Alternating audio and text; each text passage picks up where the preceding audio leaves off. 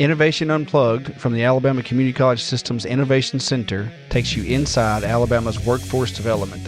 Join us for enlightening conversations with community leaders and industry experts showcasing experiences, addressing key issues, and celebrating successes in the workforce initiatives across the state. Hey everyone, thanks for joining in to Innovation Unplugged. I'm Julie Frizzell, Executive Director for ACCS Innovation Center. Today's special guest is Deana Goodwine. She is the Workforce Director for Sylacauga School System. Thanks for joining us, Deana. Thanks for having me. Well, good. Well, we're excited to get started today. You are really our first guest that has been connected to our K-12 school system, who's also had a background with the community college system as well. So I'm really interested to hear your perspective and really your experiences that you have had through using the courses, Skills for Success courses through the Innovation Center. So tell us a little bit about yourself so our audience knows who you are. Okay. So my name is Deana Goodwine, and I'm the Director of Workforce Development for Sylacauga City Schools. And like Julie said, I also was Associate Dean for Jefferson State Community College over the Career and Technical Education programs. So I've been quite familiar with dual enrollment and how all that works within the schools, but it's just been exciting to see some other options for our students to really learn about workforce and to gain some skills and credentials that they need to move forward. So that's really how we got started last year with offering the food and beverage course and then also the heavy equipment operator course as well. So we were excited to get students on the skid steer and really get some hands-on knowledge of equipment that they can use in their careers. And that's what's important about what we do is really giving them that exposure. So the first time, let's go back a little bit. The first time you and I met was while you were at Jeff State. And it was just a really great introduction for me to the food and beverage course in being able to have such a wonderful facility to offer that training in. It wasn't our first time we ran food and beverage, but I think it was maybe the third time. Mm-hmm. And when we were at the Jeff State Hoover campus, I met Deana and we hit it off and just really appreciated her and her role in being able to support, being able to offer skills for success to the community there in Birmingham. And the facility there was just amazing to have the kitchens, commercial kitchens that are used for the culinary program there at Jeff State. And what was really neat was when Deana called me about offering food and beverage at Sylacauga High School, she was like, no, wait, we don't have the same facility that we did at Jeff State. You know, we have our food and consumer science classroom, but can we use that? Can we use that? I'm like, absolutely, we will make it work. So tell us a little bit about why you thought food and beverage course would be a great course to offer at Sylacauga and kind of what kind of probed you to maybe start Skills for Success in your school system? I think that's a great question. I think really my background with the community college system helped me understand that the concepts in that course was very similar to our introduction course, our orientation course into that culinary pathway. So I knew that students, if they took food and beverage, they were exposed to all of that, which gives them an opportunity to know if that's a good career path. Because a lot of times in high school and even at the college level, you're spending so much time in a course to find that out, whereas this gives you a couple of weeks online and then a day or two lab time, depending on the course.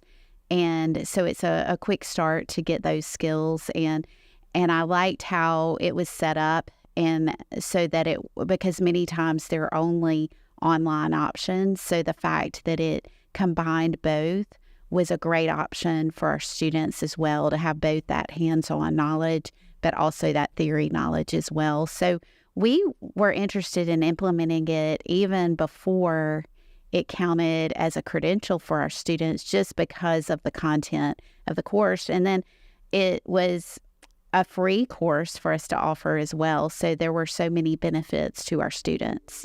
So tell our audience really in your role how it was important for you to be able to connect that to something through the high school program that you offer. So the College and Career Readiness Indicator is now offered for all Skills for Success courses, but kind of explain to our audience how you make that work in your role for these students. In the past, we have offered credentials for years. I mean, I know I was a pilot classroom for the Microsoft Office specialist, that exam that came around, but now it has changed. In the past, it was just a great credential that students could take to industry to validate their skill set. Now, it's actually required for high school graduation. So our current sophomores have to have some type of college and career readiness indicator in order to graduate high school now. So the importance has become just elevated at this point, because we have such a focus now on making sure that our students have a college and career readiness indicator. And because food and beverage fits under our hospitality and tourism pathway, then that is a route for students to become credentialed and earn that indicator. So we're really excited about that. And I don't know where the community college is on PLA, but prior learning assessments, we were looking at it at Jeff State when I was still there as this course being PLA for that orientation course, so that we could use it as a recruitment tool to get students out of a food and beverage course and into that pathway. Absolutely. That's a great point. Yes. So Skills for Success courses, we are working with our colleges to help identify what they need to be able to articulate those credits, because it's going from the non-credit to the credit side. We're currently working with some of our colleges to do just that. So that even though our high school students took it while they were in college, and they may not have been dual enrolled students for the traditional dual enrollment sake, they can still get credit for the Skills for Success course through articulation. So yeah, we're excited to be able to offer that to students as well. So tell us a little bit about kind of the experience with the first food and beverage course, because Sylacauga High School was our very first high school to run any Skills for Success course. And so they're very special to us. Not only did you all run food and beverage, but also did some of our heavy equipment training with skid steers. And I think if I remember the day that you had the first lab, we had two going on at the same time. We had food and beverage lab and our skid steer training happening at the same day with your Sylacauga High School students. So tell us a little bit about the feedback you got from students from that day and kind of what their experience was like. It was a great experience. I mean, I don't know how you could find anything more fitting for a high school male than a skid steer class. So when we approached students about that we're like, yeah, where do we sign up? So that was a lot of fun. And it turned out to be a beautiful day, because you always worry, and we did it in April. So in the spring, you never know what you're going to get weather-wise. So it turned out to be just a gorgeous day, and it was just a great experience. They loved it. As far as the food and beverage course, it also equally worked well. The way we set both of those up last year was it was more of an after school Friday, Saturday. We had an e-learning day that we were able to do the skid steer on a Friday, Saturday. They didn't have school. And then we also partnered with SAFE, which is our local area program that does some earn to learn. And so they were actually able to pay our students $10 an hour to take the course. So it was a great opportunity. There was Safe Silicon. Right, yes. It was. So what a great opportunity. This year, we may implement it a little bit differently. We may do some things like that. But also we're wanting all of our students to participate, since it is towards a college and career readiness indicator. So we may do it during the regular school day and then offer some summer or other programs that students could participate in outside of that. That's a great lead into kind of the flexibility that Skills for Success programs offer. So kind of what you were saying is you did one day for a Saturday for a lab day, and you did a Friday, Saturday during an e-learning day. Tell us a little bit about why that's so important to have that flexibility and things that can be offered within your school.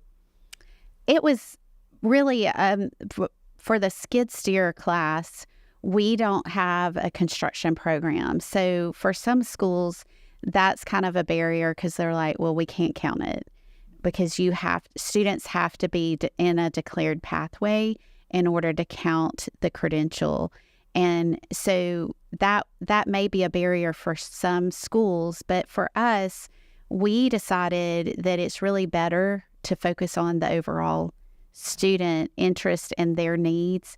And even though it didn't count last year and currently it still would not because we don't have that construction pathway or any of the pathways that would fit with that, it's still going to benefit our students because we have employers around us that are looking for that. We've got quarries and things where they need some of this heavy equipment operator skills, and students could graduate high school and go straight to work with that credential. So that's really the goal, is to find students that can be either straight from high school employed, straight from high school enrolled, or straight from high school enlisted.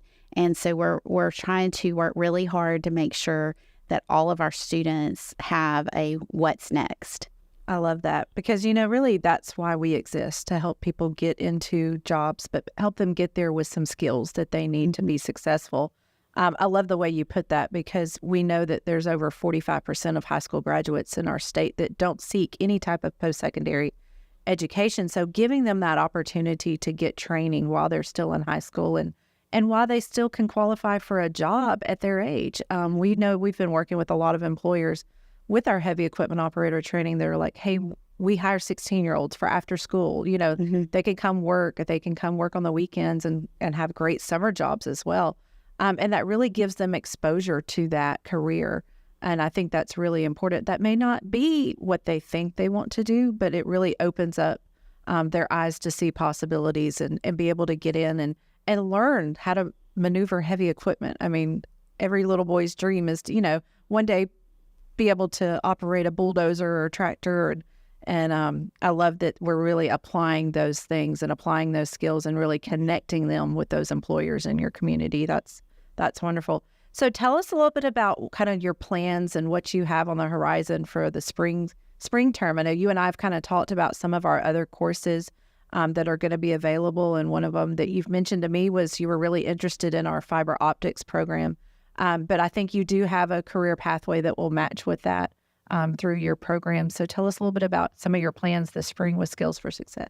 Okay. Well, we were able to start a new computer science program this year. And so we're really excited about it. We've got a partnership with Microsoft and have some volunteers coming in. So it's been a very robust program.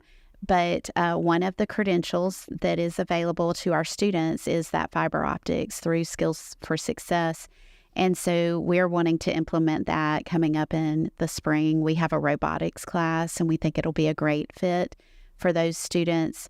And we also have confidence in the Skills for Success programs because we know they're not just randomly or arbitrarily created. There's so much that goes into making sure that there is a need for this area, and just finding the subject matter experts in the field that help put that together. So I guess there have been so many things over the years that have been education focused, and I'm an educator, so it's hard to not say, oh, we know it all, but like, really and truly, if we are not making sure we're meeting the needs of our business and industry, then we're really not preparing our students. And it doesn't matter if you're in a K-12 school or if you're in post-secondary or even collegiate.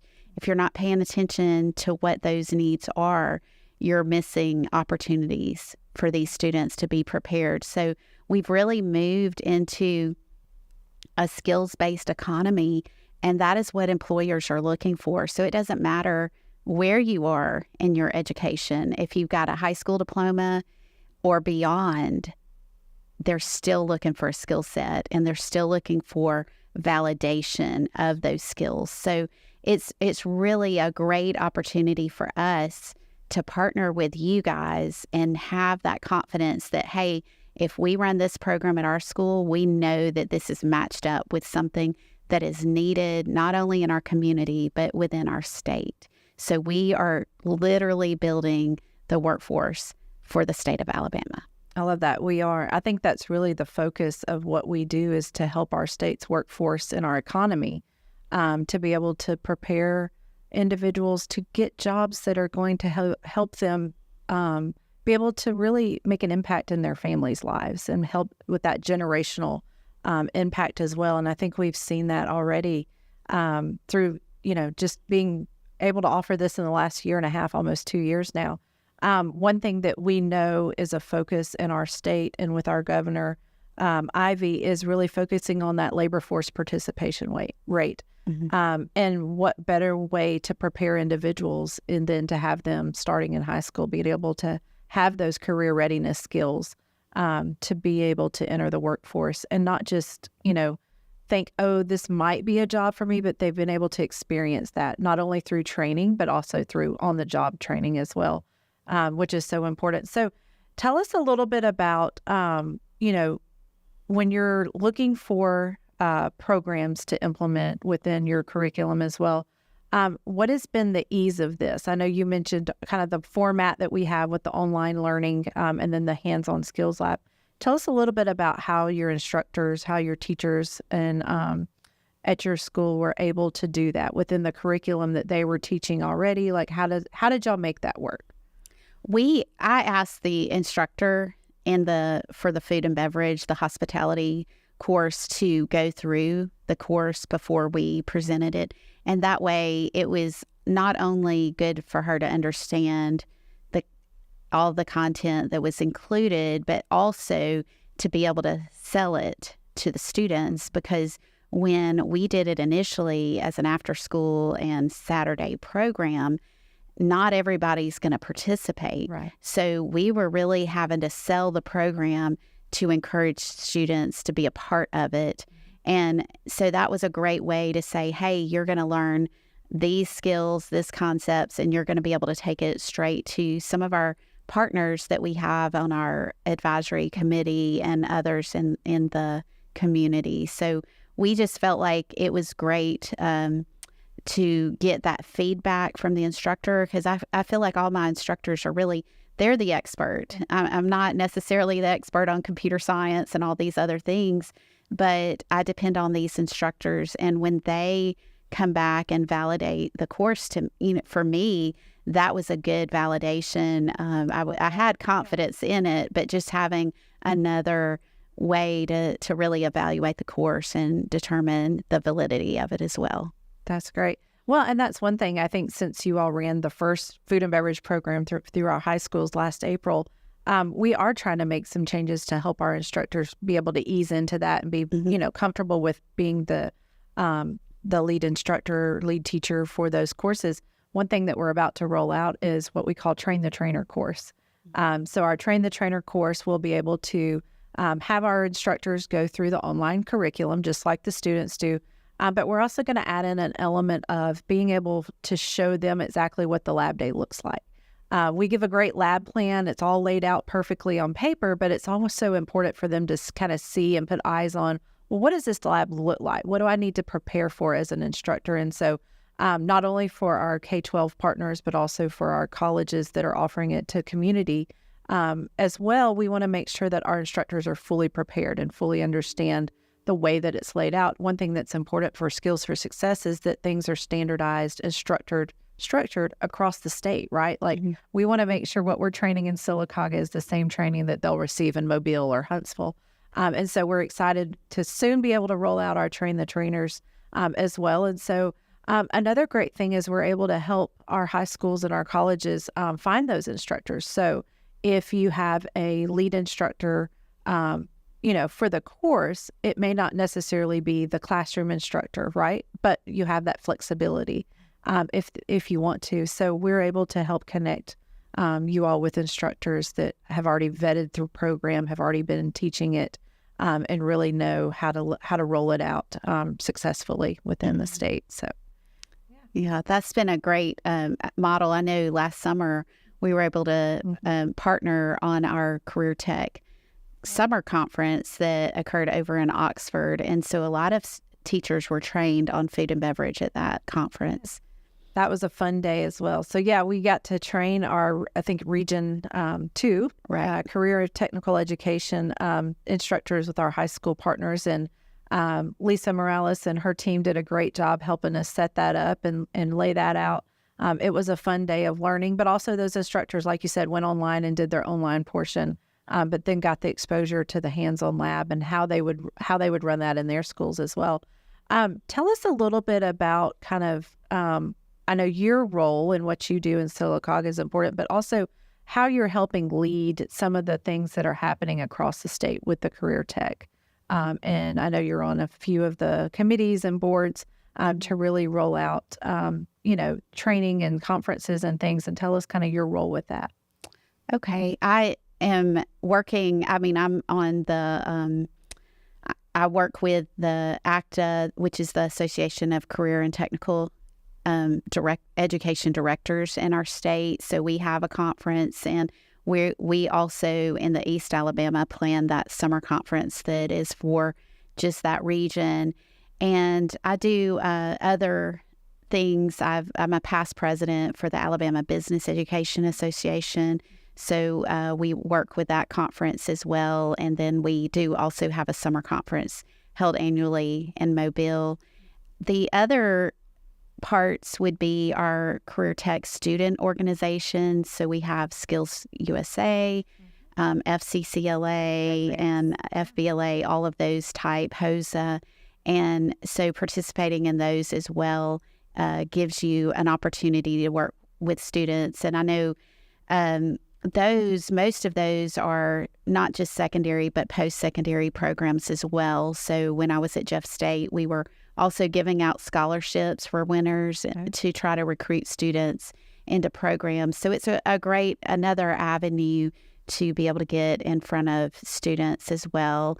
And then I've been able to be a part of what the state has been rolling out with the Alabama Talent Triad, and seeing how that was written by EBSCO and how that all got pulled together. So Nick Moore was nice enough to include me in some of that. So I enjoyed being a part. That's great. But then that's so important, because I think what I wanted to emphasize with that really is how well you are able to really be a part of things that are happening in the state and really be on the cutting edge of how do we train, how do we make sure that professionally our school system and our staff are ready and prepared for the new things that are rolling out and all the innovative programs that are happening around the state. So that was really exciting for me to know that there's opportunities for us to continue to share skills for success through some of these programs and conferences that we've been attending as well. So kind of tell me, what would you say? I know our programs that we're working on right now, we have a list of new skills for success courses that are about to roll out. And we've kind of discussed some of those, you and I have, but kind of from your perspective, what are some things that you think would be important that, through the industry partners we've been working with pretty much every industry in the state. But what are some things that you might be on the lookout for that you would think help your students as well? We started a new modern manufacturing program this year, and I think somewhere around a third of the jobs in Alabama are manufacturing positions. And so I know that's a great need. I know there are some programs that have rolled out on the adult ed side at the community college system, but I do see that as a need as well. Know that there are some other programs as well around that, like AIDT has some things, and ATN as well. But I'm sure there is a need to just show students and just citizens across the state just the need for manufacturing, because we're becoming such a large manufacturing state, not just with auto, but so many other things as well in our state is manufacturing. So I know that's a big area. Surely construction is, we know that, and you guys have already started getting involved with that.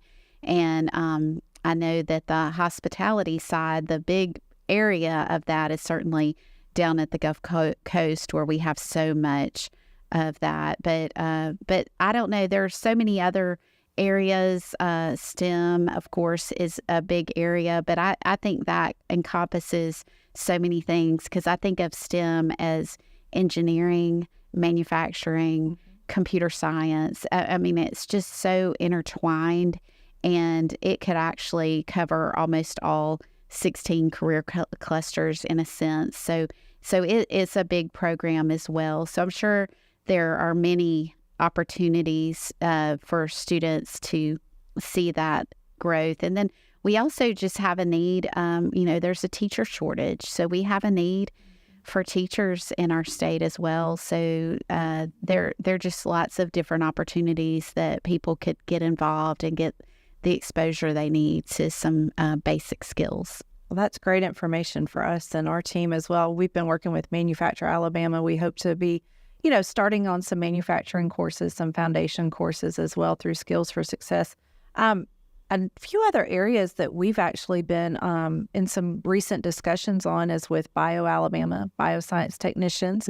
I know that our state has become a large bioscience manufacturing state, and a lot of industry is moving to our state as well, especially around the Birmingham and Huntsville and Mobile areas. And so I think there's a lot of jobs opportunities as we talk about students and getting them prepared for their careers, that there's some things that may not have been on our horizon that now we're having some discussions on and starting some Skills for Success courses with. So another area that we've been working on is the aerospace technicians. So there are some great opportunities coming for some training along with that, and working with a couple of industries throughout the state, or working with the industry and some companies throughout the state for some programs that we haven't really had yet. And so we're really excited to grow the Skills for Success programs. And like you said, with construction, I think Chris Strickland with Dunn University will be on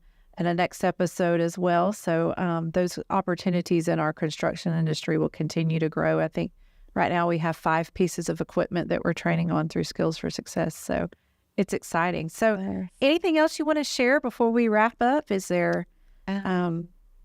We're looking also at data analytics. Oh, that's great. It's a huge area. You can't make a decision as a business without data. I mean, you're really always looking back and looking forward. You're looking at historical data, and you're forecasting what's to come. And it really doesn't matter what business it is, but you can think of so many. I know in Sylacauga, they're starting to hire people for data analytics. And the beauty of that job is that in most cases, you can live just about anywhere and work just about anywhere. And so we are looking at adding some data analytics either into our business pathway or our computer science pathway. And then I know that we have just so many other areas that are of interest to our students that we just want to give them opportunities. So it's just an exciting time. That's great. Well, hopefully maybe next time we do our podcast, we'll have an update on some of these programs and see how things have been working with Sylacauga school system and some of the offerings that we've been able to train with Skills for Success in your schools and with your students. I appreciate you being here today and joining us. This has been a fun day, and invite you back to join us again soon. Well, I appreciate it. And we just certainly appreciate the partnership and the fact that you guys were willing to think outside the box and include the K-12 system as well. Well, we look forward to working with you, and thanks everyone for joining in. Please don't forget to follow, subscribe, and like us on all podcast platforms. Thanks so much.